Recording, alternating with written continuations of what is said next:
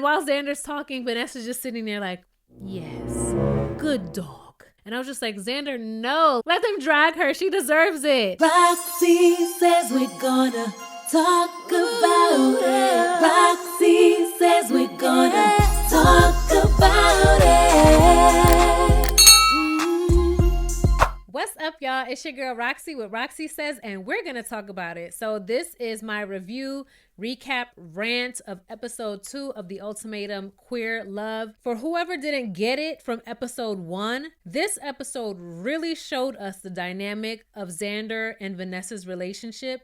It really showed us how manipulative and wicked Vanessa is, and I felt really bad for Xander throughout this episode, especially closer to the end. So let's talk about it. But before we get into it, don't forget to hit like, comment, subscribe, and join the party, okay? So episode 2 starts off with a date between Lexi and Vanessa. Vanessa tells Lexi that she lost the spark with Xander. Their relationship has become more of a friendship as opposed to this thrilling relationship that she's always wanted. Vanessa does let Lexi know that she's connecting with multiple people. We know that that other person is Rey, who is Lexi's ex-girlfriend. Lexi says, look, if anyone's gonna fuck anything up in this experience, it's gonna be you and I. And Vanessa's like, haha, I thought you were gonna stop at fuck. So there's clearly some sexual tension there, and we can see that Vanessa is hot and ready like a Little Caesar's pizza, okay? In the next scene, Lexi and Mal go on a date, and Lexi lets us know that in contrast to her interactions with Vanessa, her conversations with Mal are more emotional. They're a bit deeper than just the fun and the jokes that she has with Vanessa. Mal asks Lexi if she's ever dated a black person, a black woman before, and Lexi says no.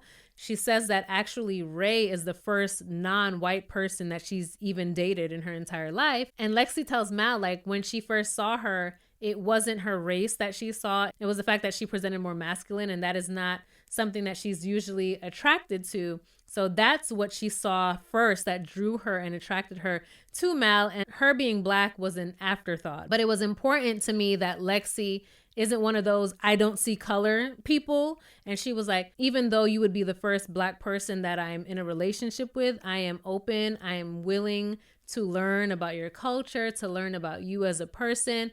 And that's important. That's very important, especially with interracial dating. You can't go into the relationship with the idea that this person's race or culture or heritage has no effect on how they navigate through life, has no effect on who they are as a person. Like, you can't do that. You have to acknowledge it, and you have to be willing and open and ready to learn and to be understanding. So I really appreciated Lexi acknowledging that aspect of their relationship should they get into a serious relationship, and that she is mature enough to understand that that would be an important aspect of their relationship. Mal says that she's dated everything and everyone, and Lexi asks her, okay, have you ever dated a Jewish person before? And Mal is like, oh no, actually I haven't.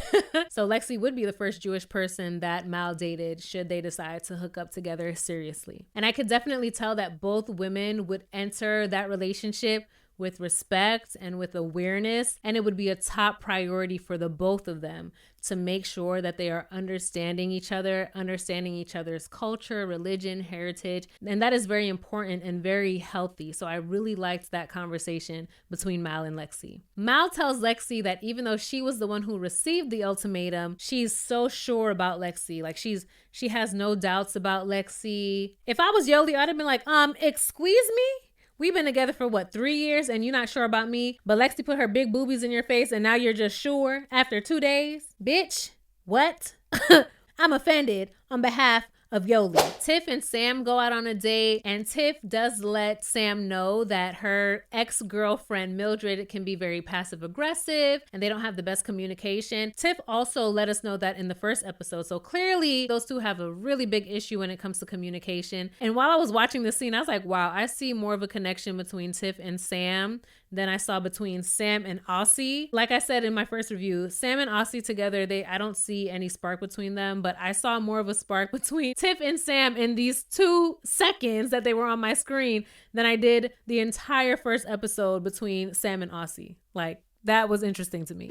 In the next scene, we get Aussie and Mildred, and they're having such a beautiful conversation. In this conversation, Aussie is telling Mildred that in these couple of days, she's realized that she actually does want marriage. Now, Sam issued Aussie an ultimatum. So coming into this experience, Aussie is the one who didn't want to get married. But now she's telling Mildred that so far this experience has allowed her to see that she actually does want to get married. Aussie gets really vulnerable in this conversation with Mildred, and she says, "This is all a journey for me. Coming out alone was a process. And now there's a second aspect to it when coming to how I choose to identify." She's deciding, does she identify as a man? Does she identify as a woman? Does she identify as trans? So this is a journey for her to find her purpose, to find her true identity. And Mildred tells her, like, I want to be part of that journey with you. I want to be part of that experience with you to help you along the way. And I thought that was a really beautiful conversation. In my first review, I said, like, I don't really see the depth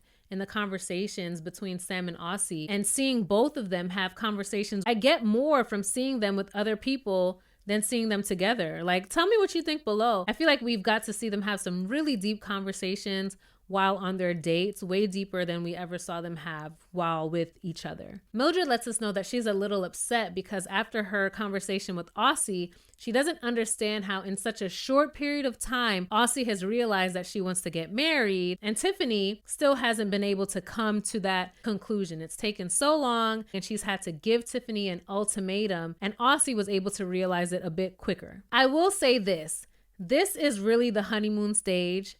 Of course, it is easy for someone to say, oh, I am so sure about you. I'm so sure about you, because y'all have literally only known each other for a couple of days. Right now, these women are meeting representatives, man, woman, whatever. When we are dating, you're usually putting your best foot forward. You're showing up as the best version of yourself, the sweetest, most kindest version of yourself. So of course, it is easy to look at someone and say, oh, this is what I've been waiting for my entire life.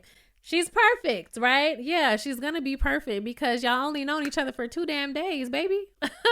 That's one of the drawbacks with these shows. As Lexi says later in the episode, that this is a 21-day experience. Everything is accelerated. So hopefully people are still being somewhat aware of that and not being blinded by this experience. I would be horrible on a show like this because someone would be like, yo, Roxy, I'm so sure about you. And I'll be like, you don't even know me. I'm crazy. I'm crazy. They would be like, cut.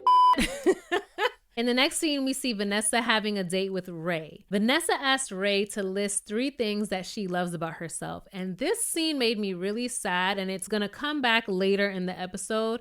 But Rey had a hard time listing the 3 things, right? She was just like, right? Eventually, she got a couple things out. I think she said she likes that she's really kind to the people in her life and she's athletic or something like that. I can't even remember exactly what she said, but what I did remember was that it was a little hard for her to articulate the things that she loved about herself. And I was like, I kept that in the back of my mind. Vanessa's like, oh, I'll help you. And Vanessa lists a couple things that she loves about Rey as well. In Vanessa's confessional, she says that she doesn't want to come off as a homewrecker because she's seriously dating both Lexi and Rey. So now we have 2 days left until it's time for everyone to make their choices. We see Xander and Yoli on a date, and they're having a discussion about children. Xander asks Yoli how would it work because both of them do want to birth a child. If they're able, Yoli wants to carry a child and Xander also wants to carry a child. So Xander asks Yoli, like, how would you view our children? Would it be like my kid and your kid? And Yoli's like, no, that's crazy. That's our child. Like, this journey is to create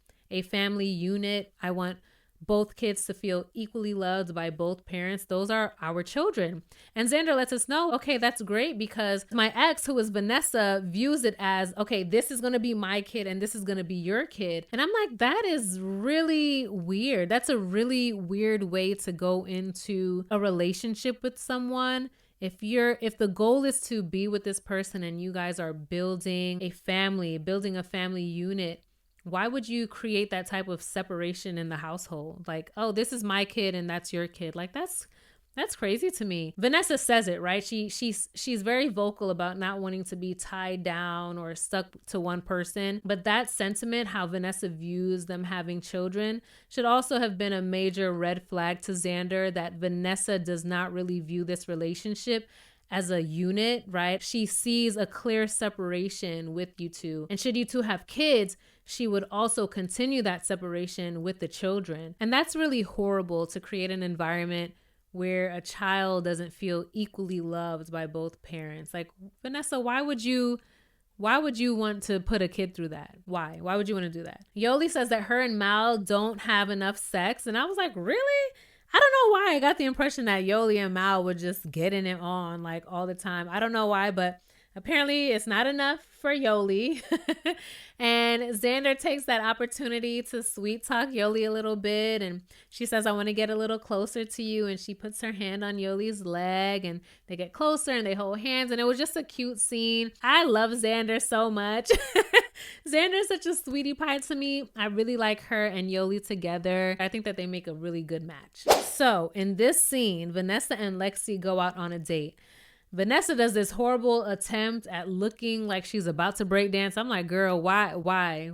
Don't ever do that in public ever again. Ever again, okay? Lexi lets us know that Vanessa speaks about children, but she does not really speak about marriage, and that's making her a little bit uncertain about their future together. Then Vanessa drops a bomb and she says that she doesn't even want to grow closer to anyone else. Lexi is like, what?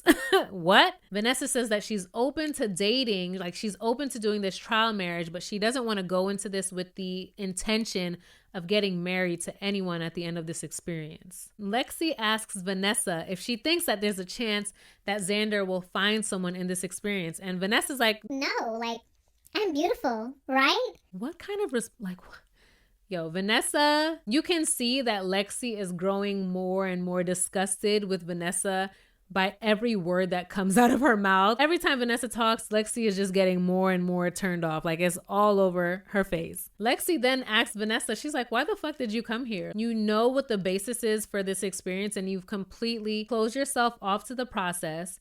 It almost seems like the only reason why you agreed to do this is because you are 1,000,000% sure that Xander will never find someone else. Vanessa tells Lexi that Xander told her that she might be asexual and that if it wasn't for Vanessa, she probably wouldn't be attracted to anyone else, like at all. There's no risk because Xander is not going to be attracted to anyone else. You're not even going through this experience wholeheartedly. And Vanessa is confused at the fact that Lexi is upset by this. How are you not understanding why Lexi would be upset? Are you that oblivious? You just wasted Lexi's time and emotional labor. Lexi is clearly trying to get to know you, trying to build something with you, and then you turn around and tell her like, Yeah, I don't even really want to do this for real. And then you're confused that she's upset by that. Like, Vanessa, get a clue. Seriously. In Lexi's confessional, she says, I know that Vanessa is also dating Rey, so I really hope that Rey is making the right decision for the right reasons. But I love how upfront Lexi was with Vanessa. She had no problem verbalizing how upset that she was with Vanessa. And I'm like, wow, Lexi and Rey are completely different, because I know had that been a conversation between Vanessa and Rey probably would have just nodded her head and smiled like, oh, okay. I don't think for a second that she would have given Vanessa a fraction of the energy that Lexi gave to Vanessa. That scene made me love Lexi even more. Lexi read Vanessa down, and I loved every second of it, okay? So it's nighttime and everyone meets up for drinks, and Lexi takes Rey aside to have a conversation with her about Vanessa. Lexi warns Rey about Vanessa, and she lets her know, I am not here just for fun. And this experience is just reaffirming that the reason that she's here is for something real and for something serious. This is not just a game to her. This is not just a hookup period for her. Like, she really wants to come out of this experience with something real. And Rey says that she feels that Lexi is almost giving her a second ultimatum. She's like, you gave me an ultimatum and brought me here, and now it's like you're giving me another ultimatum. You're telling me that Vanessa is here for the wrong reasons. You're also telling me I want to leave here with something real. Rey feels a bit uneasy, and then Rey also makes a comment where she says that she feels that she will never be enough for Lexi. And I'm like, We got it, Rey. That comment pretty much solidified for me that I think that Rey definitely deals with self-esteem issues. Remember in the first episode when she was talking to Vanessa and Vanessa was complimenting her and told her how beautiful she was, and she couldn't accept the compliment. She was just like, she like laughed it off. She couldn't accept that compliment. Then in the previous scene that I mentioned before, when Vanessa asked her to list 3 things that she loves about herself, she kind of struggled to do that. Now she's telling Lexi that she doesn't even feel that she deserves her because she doesn't feel that she'd be good enough for Lexi. We are our worst critics, and Rey's a beautiful woman. She seems like a really sweet girl. So I'm hoping that this experience can be like a stepping stone for her to grow and realize her self-worth, realize exactly who she is, and to truly love herself. Because I can tell by a lot of her responses that she's not quite there yet. Next, we see Mal and Yoli. They have a little chat, and Mal lets Yoli know that she has been connecting with Lexi. And Yoli immediately starts to tear up. I don't know if she's hurt by it, but I just feel like it's emotional for her to hear, the person that she loves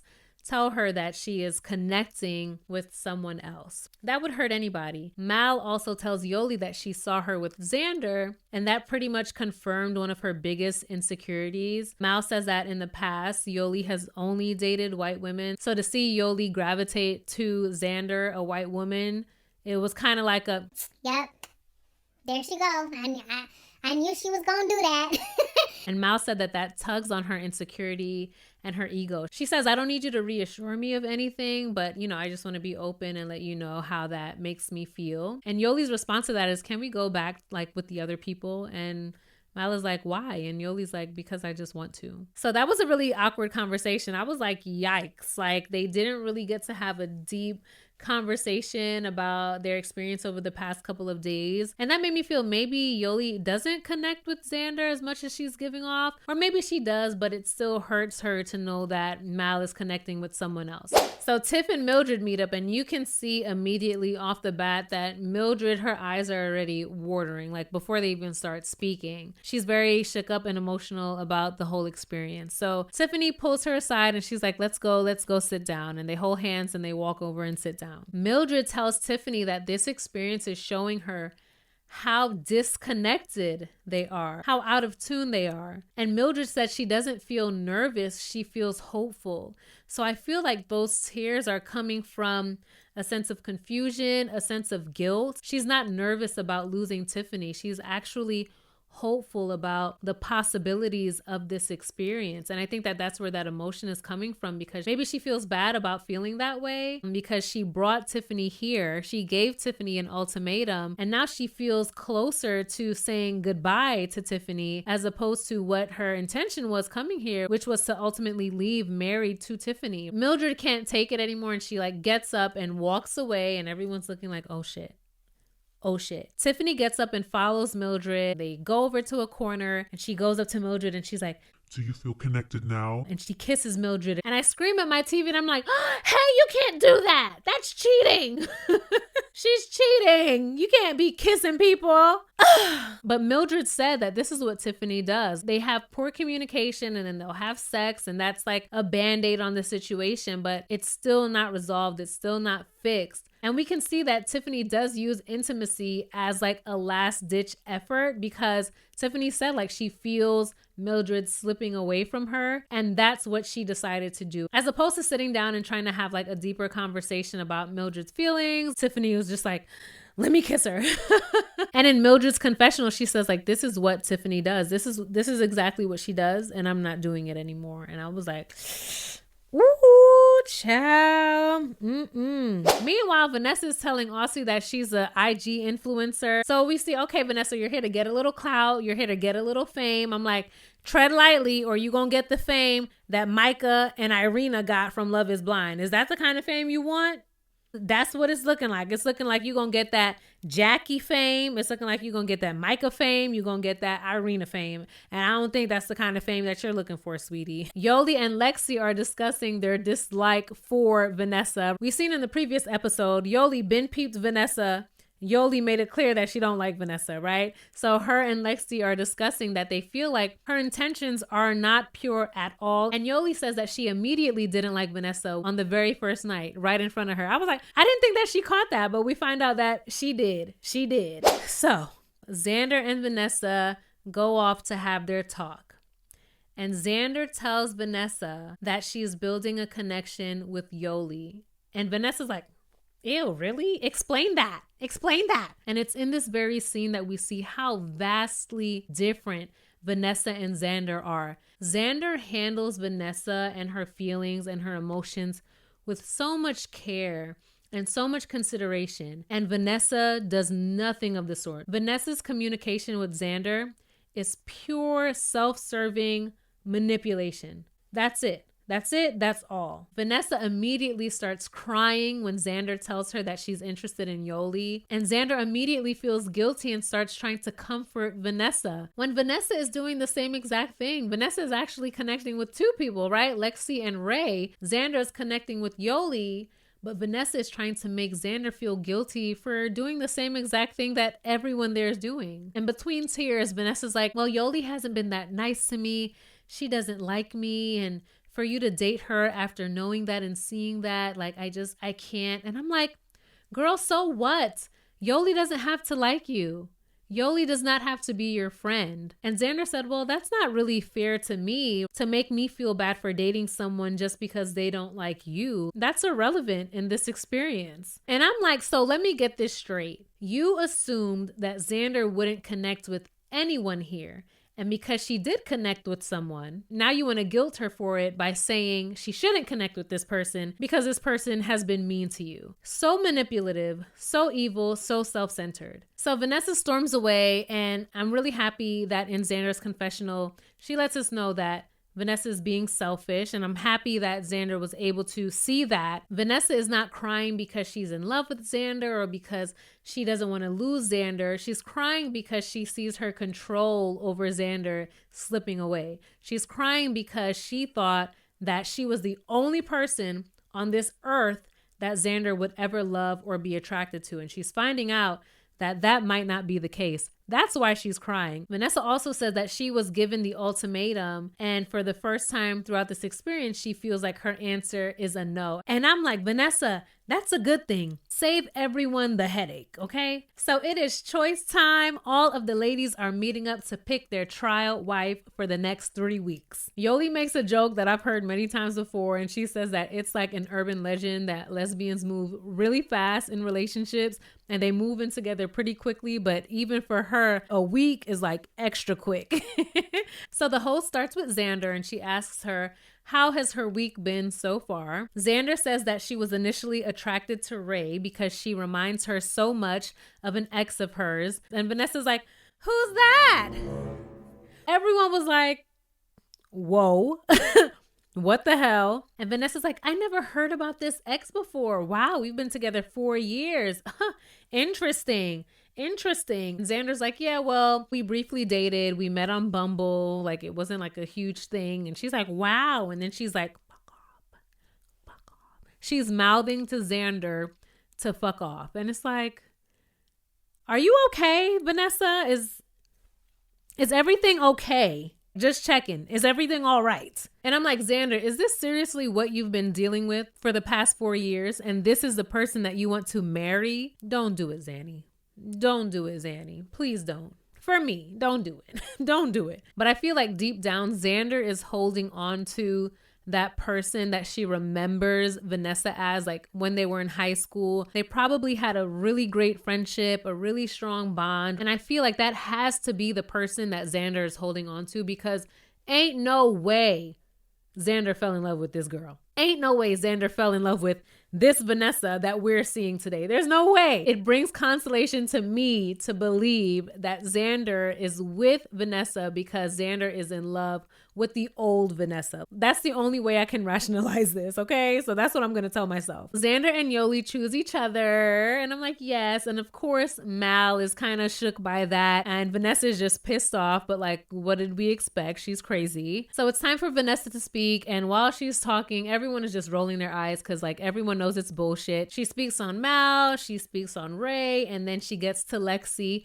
and Lexi lets her ass have it again in front of everybody. And I'm like, yeah, bitch, Lexi's my girl, okay? Lexi did not hold back, and she got in Vanessa's ass all over again in front of the whole table. And Lexi says, you changed the second that you found out that Xander was actually taking this experience seriously and that she was connecting with someone, and I noticed the change in you immediately. Lexi's like, you really think that you have Xander so far up your ass? I mean, this isn't what she said, but this is what she means. Like, you really feel so confident in this experience because you know that Xander's like wrapped around your little finger. She's not going anywhere. So you're just here for fun. You're just here for a good time. And I love how in this moment, everyone stood up for Xander. I feel like it was Mildred who said, look, Vanessa, you've been telling Xander to fuck off all night.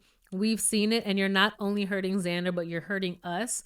You can see that everyone at that table really cares about Xander. You can tell that in this short period of time, they have all realized that Xander is a genuine sweetheart and that Vanessa's an evil witch. But in that moment, Xander defends Vanessa and she says, like, I don't want everyone to jump on Vanessa. I know you guys feel like you're protecting me, but no one knows Vanessa like I do. And while Xander's talking, Vanessa's just sitting there like, yes, good dog. Good dog. She has like this evil smile on her face. Like she's so proud that Xander is like taking up for her just like a good dog should. And I was just like, Xander, no, leave her out there to dry. Don't defend her. Let them drag her. She deserves it. We also see that Lexi is trying to protect Rey and she's trying to warn Rey, right? She's warned her already about Vanessa. And in response to that, Rey gets defensive.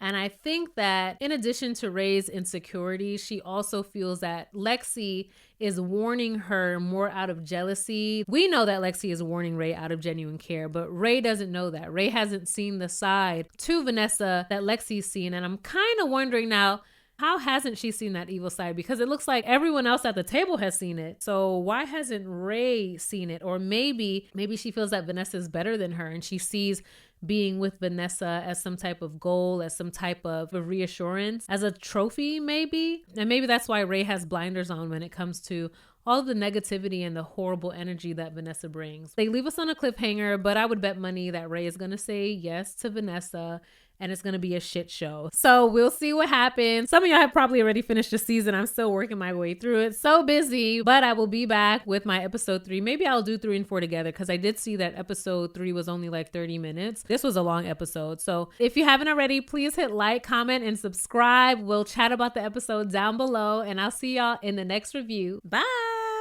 Roxy says we're gonna talk